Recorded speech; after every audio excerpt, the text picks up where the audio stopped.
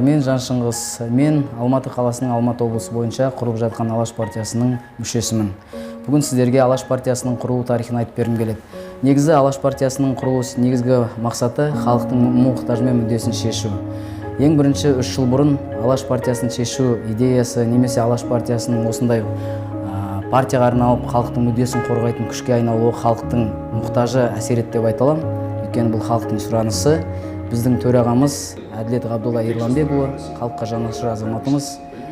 Қазіргі таңда ол Астана қаласында. Алаш ол біздің 21 ғасырдың басында құрылған Алаш зиялыларымыздың бізге қалдырған мұрасы деп айтуға болады. Осыдан 100 жыл, бір ғасыр бұрын Алаш зиялылары шын мәнінде халықтың мұқтажы мен қазіргі таңда көтеріліп жатқан мүддесін көтеріп кеткен. Негізгі мақсат Алаш зиялыларымыздың, Ахмет атамыздың соның ішіндегі халықты, қазақ халқының соның ішінде жағдайын жақсарту, ең бірінші оның көзін аша отырып, ғылым мен білім мен әрбір қазақтың лайықты өмір сүруіне қол жеткізу болған. Қазір сол Алаш зиялыларының бізге қалдырған мұрасын өзімізге жауапкершілік ретінде алып, Алаш партиясымен жұмысты бастап кеттік. Бұл үлкен жауапкершілік және де халқымыздың мұқтажын мәселесін шешу біз үшін үлкен мәртебе. Сонымен қатар біз Алаш партиясының Алматы бойынша штабын 2 сәуір 2021 жылы аштық. Әрине, штабтың ашылу кезінде мен көзіме жас алдым. Неге? Өйткені осы уақытқа дейін әсіресе Алматы облысы бойынша Іле ауданы Ашылбақ ауылында орналасқан Жомарт халқының 5000-нан астам халқы бар Жомарт мәселесін көтеріп жүрген кездегі жастармен бірге біздің қиындықтарымыз, халықтың мұқтажын көтеруге, естуге мүмкіндігіміз жоқ болғаны, біздің өзіміздің кеңсеміз болмағаны есіме түсіп, көзіме жас алдым. Сонымен қатар айтқым келеді, Алаш қазіргі кезде еліміздің болашағы үшін, халқымыздың мүддесі үшін ең керекті партия. Біз бәріміз қарапайым халықпыз. Алаш партиясы ол шексіз мүмкіндіктер, шексіз бостандықтар, жастардың идеяларын ұстана отырып, жастармен санаса отырып, біз үлкен жетістіктерге қол жеткіземіз. Бізде сауатты, көз ашық, көкірегі ояу жастар өте көп. Тек қана оларға мүмкіндіктер беру керек. Сонымен қатар Қазақстанның жастарына, қазақ жастарына айтқым келеді. Ұлтқа қызмет ету ол білімнен емес мінезден. Кез келген азамат алаштық, кез келген азамат ол көшбасшы. Біздің болашағымыз қазір бүгін осы жерден басталады. Ол Алаш партиясынан басталады. Алаш партиясы біз жастардың идеяларын қолдана отырып, тыңдай отырып, оларға үлкен мүмкіндіктер бергіміз келеді және мүмкіндіктер береміз. Себебі ең қымбат нәрсе ол елдің болашағы үшін, елдің дамуы үшін жастардың идеясы. Алаш бұл жастарға шексіз еркіндік.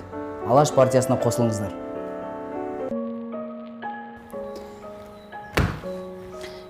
Маған бәрібір емес. Менің есімім Ақылбек Балжан Бертайқызы. Мен осы Алаш ұлттық патриоттық партиясының жас мүшесімін. Мамандығым қазақ тілі мен әдебиет пәнінің мұғалімі. Бұл жерде айтпағым, Ахмет атамыз айтқандай, бала тәрбиелеу ісі мектептен басталу керек деді. Демек, менің де осы білім саласында қызмет етіп, өз үлесімді қосқым келеді. Әрине, жаңартылған бағдарламада олқылықтар жоқ емес бар.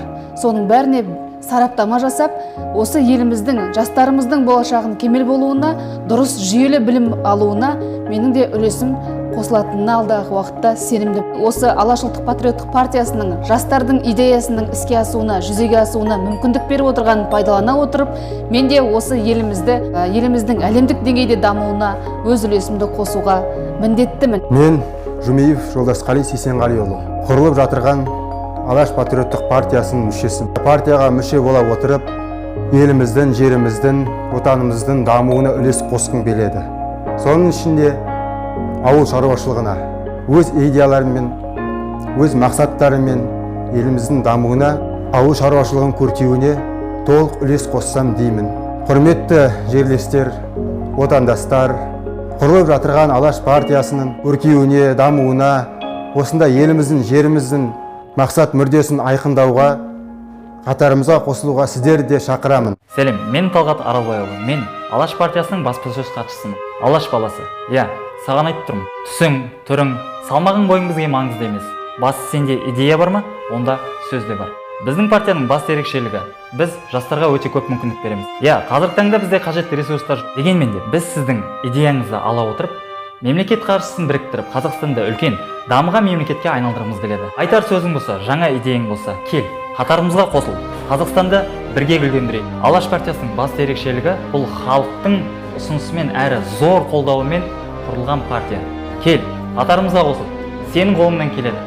Елдің, жердің иесі сенсің, жас Алаш.